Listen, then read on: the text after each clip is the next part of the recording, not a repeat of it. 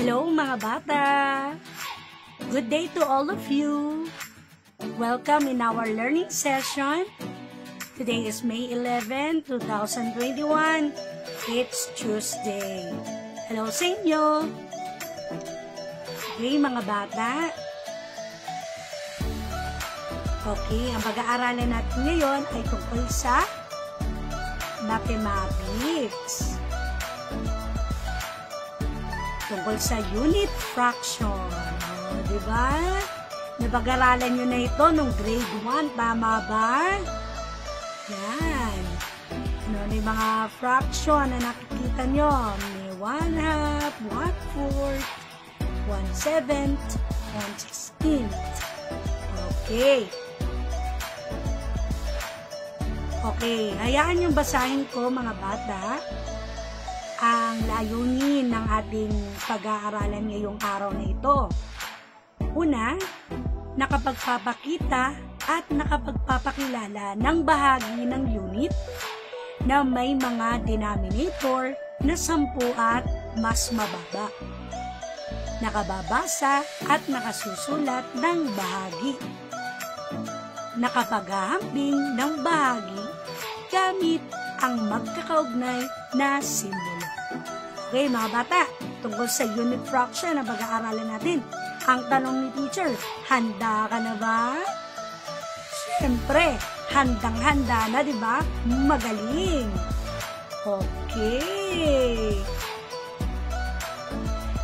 Mga bata, bago muna tayo dumako sa ating aralin ngayong araw na ito, halina't ating balikan ang dati nating napag-aralan. Isulat ang tamang sagot sa kahon, gawin ito sa iyong sagot ng papel. Pwede nang sabihin mga bata ang sagot. O sige. 32 divided by 4. Ano ang sagot? Anong skip counting ang ating gagamitin mga bata? Tama! Skip counting by 4. Magaling! O sige, sabayan niyo ko ha. 4, 8, 12, 16, 20, 24, 28, 32. So, ilan? 8. Magaling. So, 32 divided by 4 equals 8. Ang husay naman. O, sumunod naman. 16 divided by 4. Ano kaya ang sagot? O, mag-skip counting by 4 tayo ulit. 4, 8, 12, 16. Ano ang sagot? 4. Very good. Dahil 4 times 4 equals 16. Naalala nyo ba yung inverse operation? O, yan yun mga bata. Inverse operation of multiplication and division. O, sumunod naman. 28 divided by 4. Ano ang sagot? O, mag-skip counting ulit tayo ng by 4. Go! 4, 8, 12, 16, 20, 24, 28. Ano sagot? Mahusay! 7. 4 times 7 equals 28. 28 divided by 4 equals 7. Okay, next. 4 divided by 4. Ano kaya ang sagot? Napakadali lang. Ayun. So, ilan? 1. So, ang sagot ay 1. 4 times 1 equals 4. So, ito ay inverse multiplication and division. Next, 8 divided by 4. Ano kaya ang sagot? 4, 8. Ano sagot? Mahusay. 2. O, ngayon mga bata, lubos na natin nauunawaan ang inverse multiplication and division. Tara na, tumungo na tayo sa ating bagong aralin, ang unit fraction. Okay, mga bata, Ano nga ba yung fraction? Pag sinabi nating fraction, ito yung hating bilang. Ito yung bahagi o parte lang ng isang buong bagay. Okay, mga bata, meron ako ditong mga hugis. Ang tawag sa hugis na to ay hexagon. Hahatiin ko ang hexagon sa ilan? Bilangin natin. 1, 2, 3, 4, 5, 6. Ilang hati nga ba ang ginawa ko? Mahusay. 6. Ngunit, kukunin ko yung isang bahagi. Ayun, nakita nyo ba yung shaded part o may kulay? Dito na kinuha kong bahagi o parte. Ilan ang kinuha kong bahagi? Mahusay, 1. Kaya ang tawag dito ay 1/6. Sumunod naman, nagugutom na ako mga bata eh. Nagugutom na si teacher. Kamaya masarap kainin. Ayun naman pala, pizza. Wow, gusto niyo rin ba ng pizza? Nako, pareho tayo. Hahatiin ko ang pizza upang marami ang makakain. Halina't ating bilangin. Ilan lahat? Tama, 8. 8 lahat ang kabuuan ng pizza. Ayun. Dahil ako'y nagugutom na, mauuna na akong kumuha ng aking parte. Kukuha na ako ha. Ilan ang kinuha kong parte? Mahusay, 1. Isang parte ang kinuha ko sa 8 kabuuan ng pizza. Kaya ang tawag dyan ay 1/8. Sumunod naman, meron naman akong iba pang hugis. Anong hugis kaya yan? Mahusay, parisukat. Halina't ating ating hatiin na ngayon mga bata. Okay, nakita niyo ba ang hati? Ilang hati ang ginawa? 1, 2, 3, 4. Ilang hati? Mahusay, 4. Dahil diyan, kukunin ko yung isang parte o bahagi sa kabuuang 4 ng parisukat. Ilan ang kinuha ko? Magaling, 1. Kaya ang tawag dyan ay 1/4. Okay, mga bata, ang husay naman. Ngayon naman mga bata, ang paghahati na may numerator na 1 at denominator na mas mababa sa 10. Ang tawag dyan ay unit fraction. Ngayon mga bata, narito ang bahagi ng unit fraction. Ano nga ba ang numero o unit fraction na nakikita nyo? Magaling, 1/6.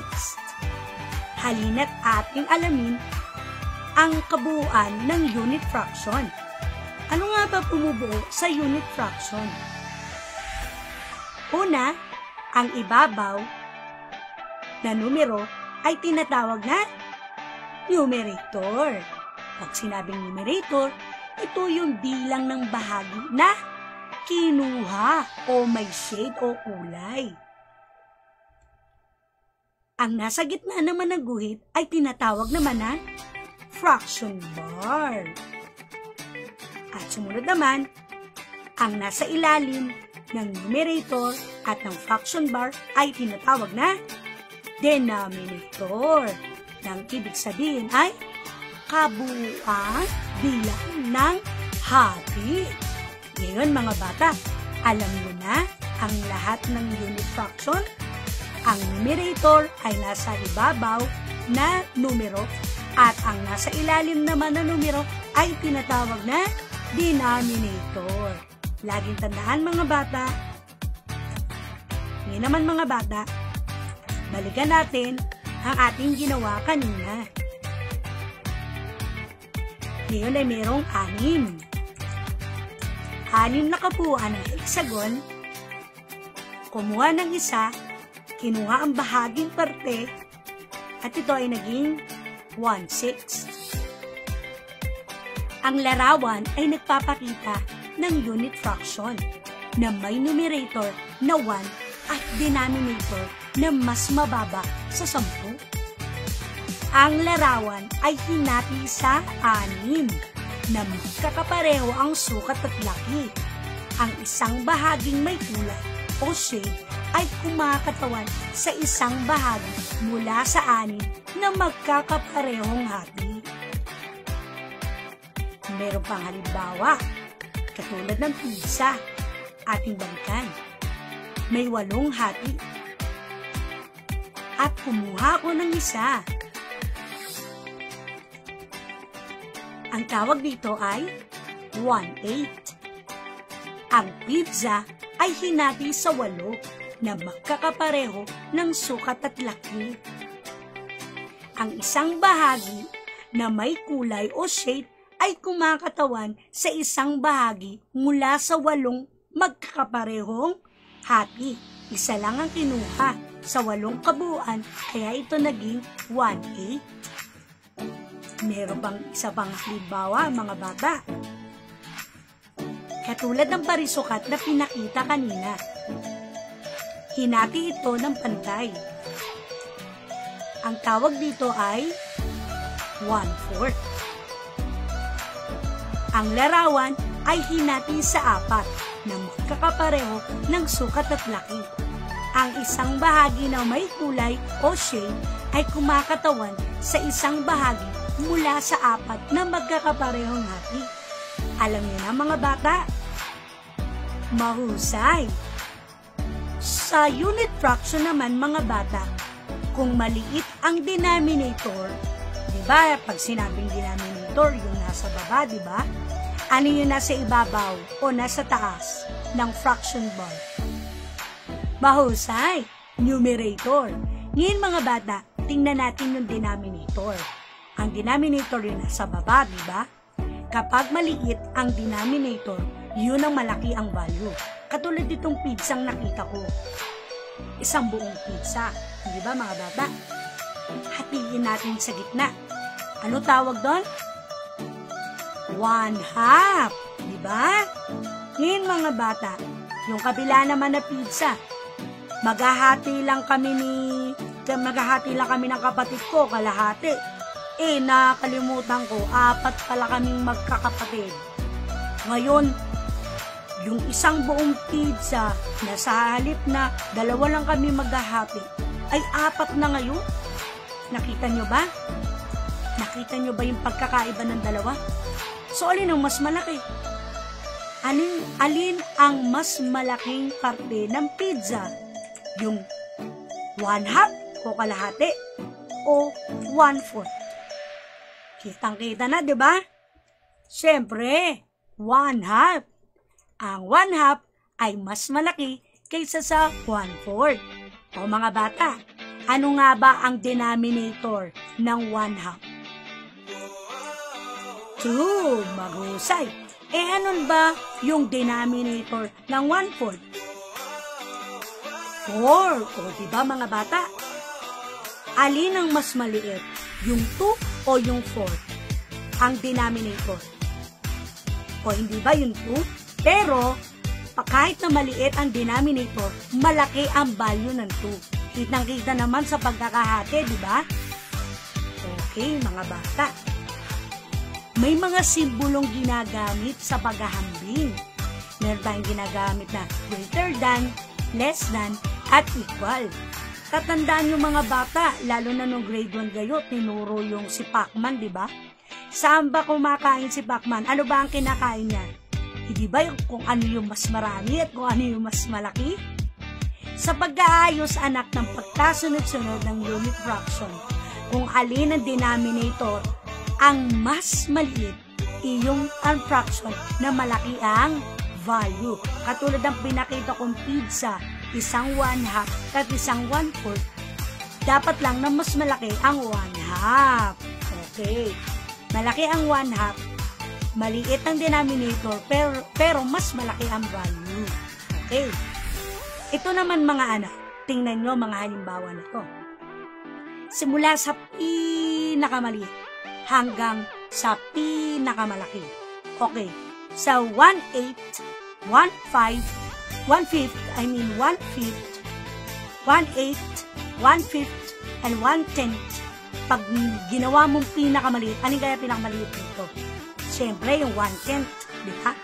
1/10, anong susunod na pinakamaliit? 1/8. Ang pinakamalaki ay 1/5. O, simula sa pinakamalaki naman, mga bata. Tingnan nyo, ha? Simula sa pinakamalaki hanggang sa pinakamaliit. Alin kaya dyan ang pinakamalaki? Siyempre, yung pinakamaliit ang numero sa denominator. Alin dyan? Okay, yung 5. So, ang basa dyan ay 1/5. Okay, 1/5 ang pinakamalaki. Ano naman ang susunod sa 1/5? 1/8 o 1/10? Oh, mahusay, 1/8. Sumunod ay 1/10. Okay, mga bata. Tatandaan nyo mga bata, ha? Ang pinakamaliit na numero ng denominator, numero anak ha, pinakamaliit na numero ng denominator, yun ang pinakamalaki ang value. Nakuha na ba? Mahusay! Okay mga bata, upang lubos nating maunawaan ang tinalakay natin ngayon, isusulat natin ang fraction ng bahaging may kulay. Okay mga bata, alam nyo na yan ha, yung pinakakulay shaded part. Okay, bibigyan ko kayo ng 3 minuto. A few moments later. Okay mga bata, halina't atin ang sagutan. Halina't atin ang sagutan at tingnan natin kung tama ba ang lahat ng mga sinagot nyo. Okay. 4 na bahagi. Kinuha ang isang parte. Ano yun? Okay. 1/4. Sumunod, ang ikalawa naman, 3 bahagi. Isang may shaded part or kulay. Ang tawag ay 1/3. Tama ba kayo? Magaling. Sumunod naman, 2 hati. Okay. Kinuha ang isang parte. Ano tawag doon? 1/2. Sino tama dito mga bata? Okay, mahusay. Ngayon naman, bilangin natin. 5 hati. Kinuha ang isa. Ano tawag doon? 1/5. Very good. Sumunod naman. Ilang parte yon? Ilang hati? Kinuha ang isa. Okay, 1/8. Sino nakalima dito? Naka-5, naka-4, naka-3. Siguro naman walang naka-2. At mas lalong wala namang naka-1. Okay, magaling mga bata. Sumunod naman mga bata, yung sinabi ko sa inyo kanina, isulat ang equal kapag pareho lang. Diba? Greater than at less than sapat lang upang paghambingin ang pares ng sumusunod na mga unit fraction.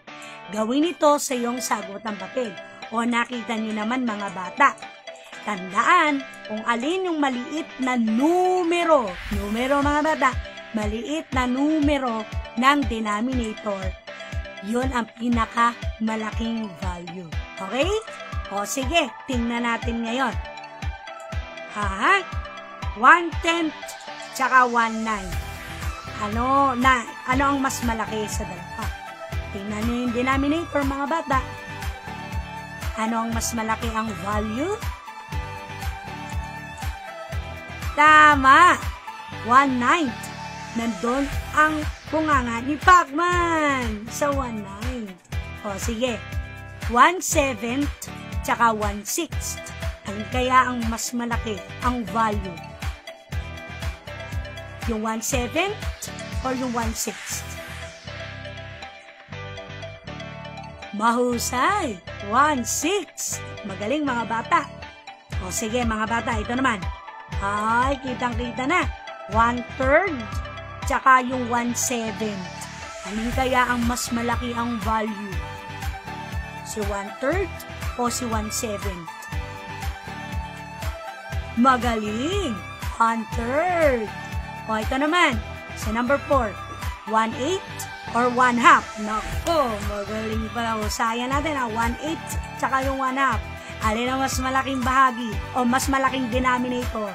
Malaking value. Alin dyan ang malaki ang value ng denominator, mga bata? Numero. Siyempre, ang 1/2. O, ito naman. 1/5 tsaka 1/5. Ano ang sagot? Okay, siyempre, equals kasi pareho lang. Mahusay mga bata. Sino dito nakalima? Naka-4. Naka-3. Wala namang nakadalawa. At mas lalo namang walang naka-1. Mahusay mga bata. Ngayon naman mga bata, halina't ayusin natin ang pagkakasunod-sunod ng unit fraction. Mula sa, eto naman tayo, pinakamaliit naman. Pinakamaliit hanggang sa pinakamalaki. Gawin ito sa iyong sagutang papel. Okay mga bata, bibigyan ko kayo ng 3 minuto upang magsagot. Galingan nyo! A few moments later. Okay mga bata, halina't atin ang sagutan ang ginawa ninyo pagsusulit. Meron dito mga numero 1/3, 1/8, at 1/6. Alin kaya dyan ang pinakamaliit? Siyempre, pag sinabing pinakamaliit, ano yon? Ayun, malaking numero sa denominator. Pag malaking numero, ito ay maliit ang value. O, sige nga mga bata, alin kaya dyan ang malaking numero ng denominator? Siyempre, ang 1/8. So, ibig sabihin, ang 1/8 ay pinakamaliit. Maghusay mga bata. Ano pa? Sumunod sa 1/8? Siyempre, 1/6. At sumunod ay 1/3. O, sino tama dito sa number 1? Mahusay. O, sumunod naman mga bata. 1/5, 1/4, 1/7. Alin kaya dito mga bata? Alin kaya dito ang pinakamaliit? Okay. Magaling. 1/7. Sumunod. 1/5. Mahusay. Sumunod ay 1/4. Ibig sabihin, pinakamaliit ang 1/7 at pinakamalaki ay ang 1/4. Sino dito ang nakakuha ng tama? Okay, very good. Sumunod naman. 1/9, 1/2, and 1/10. Alin kaya diyan mga bata ang pinakamaliit? Ayun, siyempre, kitang-kita na. 1/10. Sumunod. Sumunod na pinakamaliit. Okay, 1/9. At ang pinakamalaki naman ay ang magaling, 1/2. Ibig sabihin, ang pinakamaliit ay 1/10 at pinakamalaki ay 1/2. Sino dito nakakuha ng tama sa number 3? Mahusay. Sumunod naman mga bata. 1/4, 1/5, 1/3. Alin kaya dyan ang pinakamaliit? Ayun, 1/5. Sumunod naman. Okay, very good. 1/4. At ang pinakamalaki sa kanilang tatlo ay ang 1/3. Very good. Ayun pala. So, ang pinakamaliit ay 1/5. At pinakamalaki ay 1/3. Mahusay. O, sumunod naman mga bata. 1/9, 1/6, 1/7. Alin kaya riyan ang pinakamaliit? Okay, mahusay. 1/9. Sumunod. 1/7. Very good. Sumunod ay 1/6. Mahusay. So, ibig sabihin mga bata, pinakamaliit ay ang 1/9 at pinakamalaki ay 1/6. O, sige mga bata, sino dito ang nakakuha ng 5? Nako, very good pala. Marami ang nakakuha ng 5. Nakakuha naman ng 4. Very good din. Nakakuha ng 3. Very good din. Paghusayan pa. Nakakuha ng 2. Nakakuha ng 1. Siguro wala namang nakaisa. O sige. O mga bata, dahil ang uhusay nyo, masasabi ni teacher, magaling ka. Ang galing-galing mo. Okay, very good. O, sumunod naman mga bata, atin nang sagutan ang tayahin.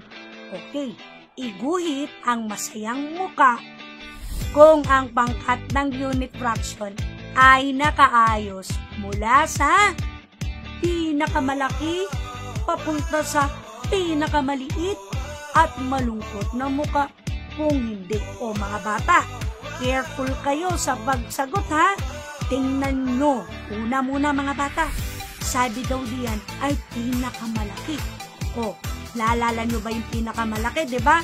Yung pinakamaliit na numero sa denominator, yung malaki ang value. At tinutukoy dito mga bata, yung pinakamalaki ang value.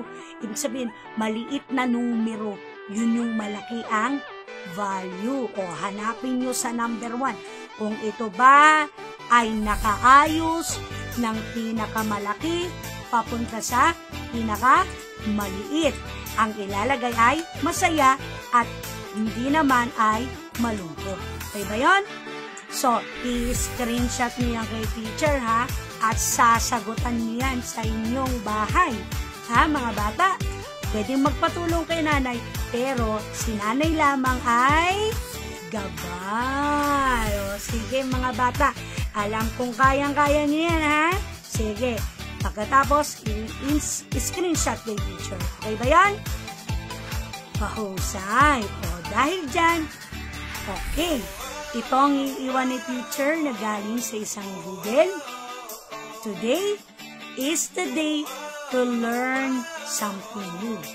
Babasahin muli ni teacher. Today is the day to learn something new. Mga bata, alam kong meron na naman kayong bagong natutunan ngayong araw na ito. Ito muli si Teacher Roby. Thank you sa inyong lahat. Thank you for watching and listening. Pwedeng balik-balikan ng video. Happy home learning! Ingat! Bye!